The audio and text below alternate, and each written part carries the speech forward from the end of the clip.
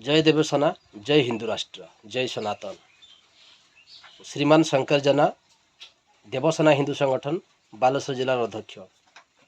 मु किछि दिन तले जानिबाकु पाइली जे बालेश्वर जिला अंतर्गत बस्ता ब्लॉक सदानंदपुर ग्राम रे थिबा माँ ताणी मंदिर ठारे किछि अन्य संप्रदायर व्यक्ति माने संघबद्ध भाव रे आसी तांकर धार्मिक पताका को माँ देवी मंदिर उपरे लगाई, जहाँकि अत्यंत आक्रोशमूलक भाव में करा जाइथिबार किछि लोक मध्य अभियोग करछि।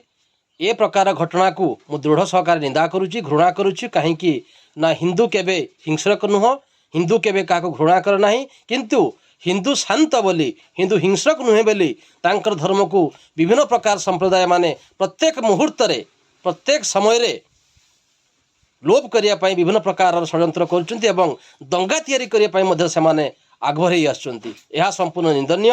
तेणु ए बाबद गतकाली जिला आईटी सेल अध्यक्ष श्रीमान सत्यरंजन पाणी एवं अन्य देव सैनिक तथा बजरंग दलर किसी कर्मी मान सहयोग में बस्ता थाना एक लिखित अभियोग दी जदि आगामी दिन में ए प्रकार विशृंखला घटे तेज देवसेना संपूर्ण रूपे यार दृढ़ प्रतिवाद करिवो। जय देवसेना, जय हिंदू राष्ट्र।